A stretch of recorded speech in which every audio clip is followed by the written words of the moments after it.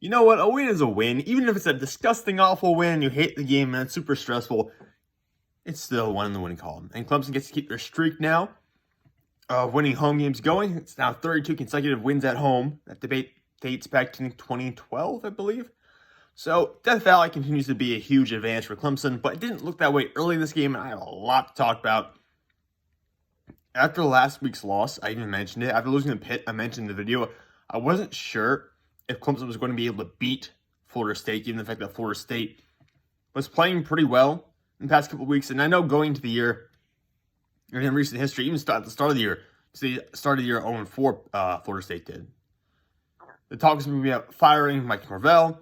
I was talking about how this Florida State program was still so underachieving. They were still so bad. And they come out and they beat 3 teams in a row in Syracuse, UNC, and UMass. And then it comes up to Clemson. And I thought, it was going to be a difficult game. And it was a difficult game. I mean, ultimately the score, which came out to be 30-20, doesn't really reflect how close the game was. It was really just a field goal difference for most of the game, going back and forth both ways. So let's just get into some takeaways here. Penalties early on in the game. I don't understand why this Clemson team feels so much more undisciplined compared to other teams in the past. I mean, early in the first quarter alone, in total we had 6 penalties this game for 65 yards, which is not that bad. I think it was 6 for 65 yards. Maybe I'm wrong about that, but I know we had 6 penalties, which is not all that bad. But we had 2 offsides penalties and 4 defensive penalties in the first 14 minutes of the game, in the first quarter alone. 4 penalties on the defense. What's going on? So there's just some stuff going on with the team right now. I don't know if it's youth, but we have a lot of veteran guys on the defense, though. So I don't really know what the issue is. But it feels like it's just a team that's not very mature in its level of play, despite the fact that it has a bunch of mature players and a bunch of future NFL players on the roster. So it's very interesting to see how that dynamic has played out so far this year. But off of that right now, let's talk about, let's go Will Shipley. Let's talk about Will Shipley right now. Give Will Shipley all of the NIL deals. Give him all those deals. I want him to be the sponsor. I want him to be a spokesperson for every single business in Clemson. All the merch shops downtown, all the bars, give him all the deals. He was fantastic today. And Will Shipley really carried us through this game. I'm not going to lie. I'm going to talk about DJ Uyunglele later, but DJ didn't have a great game. Justin Ross did pretty well, though. Justin Ross did a pretty good game. But Will Shipley was the one who carried it for us. Ultimately, 25 carries for 128 yards, 2 rushing touchdowns, including an incredible run toward the end of the game where he had 2 spin moves to get around guys back-to-back, and then goes in diving for the touchdown. So overall, a great game from Will Shipley. Also 4 catches for 24 yards. I can see why they sometimes compare him to Christian McCaffrey going into school. I can understand that. Is he going to be Christian McCaffrey? Probably not. Very few people are. But Will Shipley certainly played really well today. I have to say, I'm excited for the combination of him and Phil Mafah moving forward. Really, looking at what they've done today, and Mafah with a 63-yard run early on to spike it for Clemson to kind of get the offense going a little bit. Because really, the running game was what carried us for most of the day. I love that combination of those 2 running backs right now. I think it's a really good grouping. I could see that duo being one of the best in the nation 2 or 3 years down the line. Right now, they're both freshmen. So we'll see. I'm sure someone like Will Shipley will consider going to the NFL after his junior year. But I could see that being one of the better duos in the nation moving forward. I just wish there was a better way to use them and Kobe Pace. Kobe Pace is a sophomore right now, or at least in his sophomore year of eligibility. So he could be around for a long time, too. He was out this game. But my concern will be moving forward that you can't feed all 3 of them. And they're all 3 very good running backs. So what happens is you're probably going to get one of them transfer. Sort of like a Ches Malusi did for us, that Jamarcus Bowman did early on in his career. And I do worry about that because they're all 3 really good running backs and they could really all play good roles in this offense. I don't want to lose any of them, but, it feels like it's inevitable that one of them is going to leave the program. But for right now, let's just celebrate how good Phil Mafah was in that big play today and how good Will Shipley was throughout the entire game. That was fantastic. Will Shipley really came through clutch in the end. And people were kind of criticizing Dabo for putting him out there early on if you weren't in the know about how good Will Shipley could be. So people were criticizing Dabo early in the season for playing him. He was fantastic today. So great job by him. Let's talk DJ Uyunglele. He's transitioned from a era of Trevor Lawrence and Heisman candidate, because they were betting odds listed for DJ winning the Heisman going into this year. They were pretty good odds, actually. transitioning from that to being what they call in the broadcast today, a game manager, which now I think about it is really what he is at this point, it's kind of wild. You know, someone who is viewed as being that heir, Trevor Lawrence, that next great quarterback, a Heisman candidate, just as a sophomore, now he's just a game manager trying not to lose you the game, which he almost did multiple times today. And granted, it's not all on him. The offensive line was very bad in pass protection as well. But some of the things he did today are just inexcusable. I mean, it's that simple. The strip sack towards the end of the game that ends up going the other way for a touchdown for Florida State almost cost us the game entirely. Not all on DJ. Again, the right tackle got beat, I think, 2 or 3 times today badly. So it's not all on DJ. But looking at that play, you have to be more aware. And I'm so shocked the mental clock is not sped up for him this year. Because he's gotten pressure so much going into the season, throughout the entire season. And because the offensive line, we know the offensive line is struggling in pass protection right now. And we know Florida State has a couple of very good pass rushers.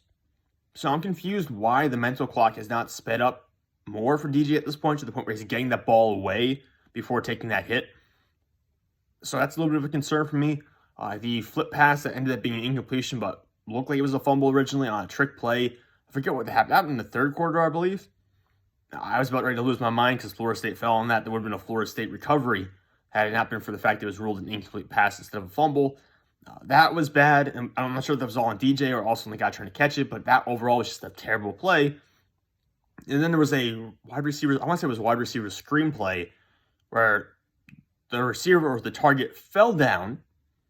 DJ at this point is still holding the ball. He's facing a rusher. Instead of throwing the ball away or throwing the ball into the ground, which is what he should have done, he still throws it to the guy that fell down and kind of collected himself. He catches the ball, but because he fell down, the block's already been defeated. The defense is closing on him. It's going to be a tackle for loss, and of course, he fumbles the ball, and Florida State recovers. So, overall, why are you throwing that ball to a guy who fell down, who's behind the line of scrimmage, and about to get tackled for loss? As a quarterback, you have to process that better. And no, just ground it. Just throw it into the ground.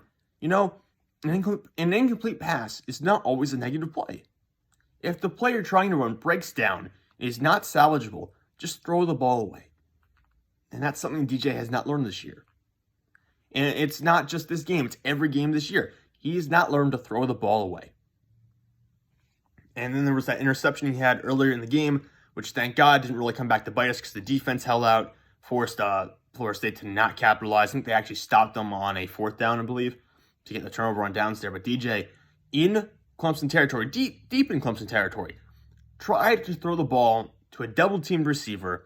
He underthrew it, went right to the cornerback, easy interception. He's just... I was talking about him becoming a game manager. The issue is he's not a game manager because he takes too many chances still and turns the ball over too much.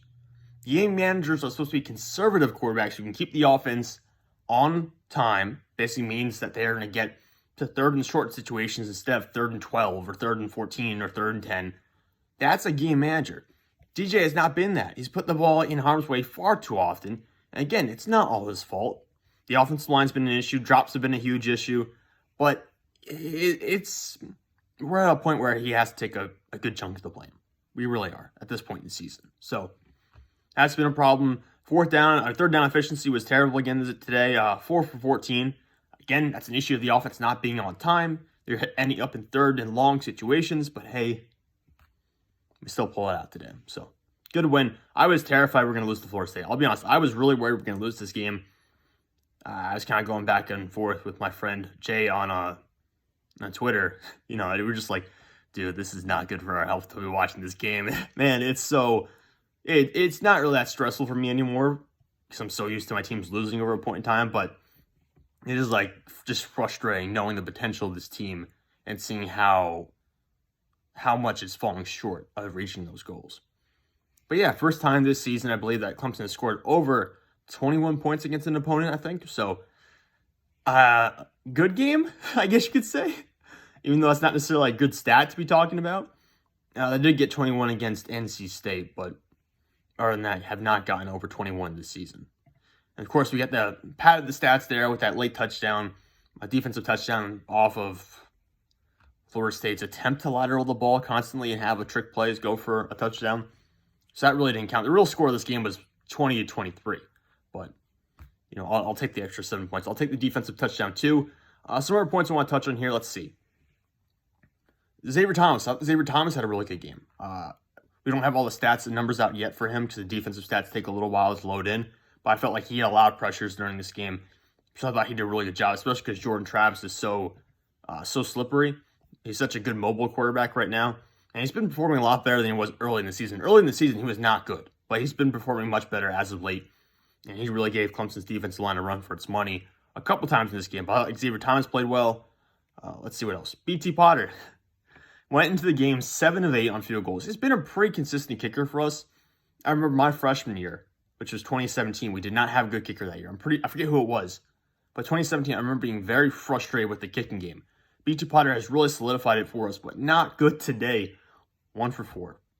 And including two ones he should have made. He missed the 49-yarder pretty badly, which I can't blame him for. But he also missed 2 from inside of 40 yards, which he should have at least made one of them. So, a bad day for him to collapse, but at least it didn't cost us the win. It just cost me a few years off my life, possibly, but that's about it. What else we got here? Nothing much else. I think that's really about it. Tony Elliott, yeah. Weekly barb on Tony Elliott.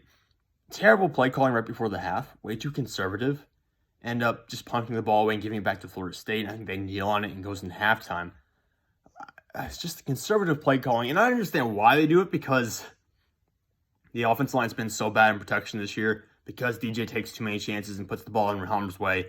I understand why you do conservative play calling because of that. But that also means that you're just not utilizing Justin Ross well. I mean, today he had a pretty good game. Today you actually targeted some deep shots to Justin Ross, and it worked out. You took a couple shots downfield that drew pass interference calls, which worked out. You have not been doing that lately enough. And I know that Ross has actually dropped quite a few passes this year that have been for big plays potentially. But you have to stretch the field vertically with Ross at some point, because he is good at doing that. He's good at winning the 50-50 balls usually. He was during the Trevor Lawrence era at least. And I just think you have to get him downfield more often, which they did to some extent this game. He had a 25-yard catch, and the guy had a 26-yard catch, a 29-yard catch. Get those guys downfield. I understand they're not separators. They're not natural separators. But they win those 50-50 balls a pretty good amount of time. And I think they're better at getting downfield than people recognize, just because of how much it's been a struggle to push the ball downfield this year. But hey, overall, I'm being very negative. I know that. I apologize. But again, it's frustrating to see this team underachieve the way it has this year. But I am very happy with this win. I thought a lot of players had a really good game. Defensively, I was pretty happy with the defense overall. Obviously, there was that one big touchdown. I think it was 75 yards with a guy. The running back out of the backfield was not really picked up well. I think he hit a linebacker on him, just fell behind.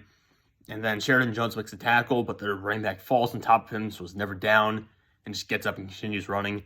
If you wipe out that 75-yard touchdown, Florida State has 13 points.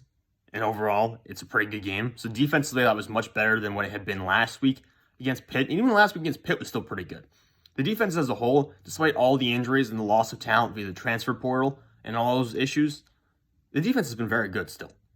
Which I think is just a testament to how talented those players that are remaining on the squad are, considering all the guys we've lost because of injuries like Brian Brzee, considering the transfers like Mike Jones Jr. and Darian Kendrick. Still a very, very talented defense. That does it for me. I'm done. Get done before the 15-minute mark today. I've got a smoothie I want to go finish. Is that the right word for it, smoothie? Yeah, we'll go with that. I got something I want to finish, and I'm just glad we got a win tonight, really. I was really worried at the end of the fourth quarter there. I thought we were going to lose it. I really did. I actually know one more point. I am holding my breath every time the offense gets the ball. I guess that's my only negative, my last negative thing for this team tonight. I'm holding my breath every time the offense has the ball because I'm hoping they're not going to make the worst play possible. Because that's how stressful it is right now, because they made so many bad plays that I'm just used to them making the wrong decisions at points and times. And I'm worried now. Every time they have the ball, don't fumble it. Just don't fumble it. Don't throw the interception. Don't throw in double coverage over and over again. And I'm just kind of worried about making the worst play possible. And that was not the case with Trevor Lawrence, obviously, because we could score on any play. With Lawrence and Etienne, there was always a chance we could score it. When T. Higgins was here, there was always a chance we could score. Any given play could be a touchdown. Even with Amari Rodgers and Cornell Powell, we had that style in our offense. We just don't have it this year. It's gone the completely opposite way, where now it's like, oh God, just don't lose the game on this play. Just don't lose the game on this play. That's kind of how I feel right now. whenever the offense has the ball. But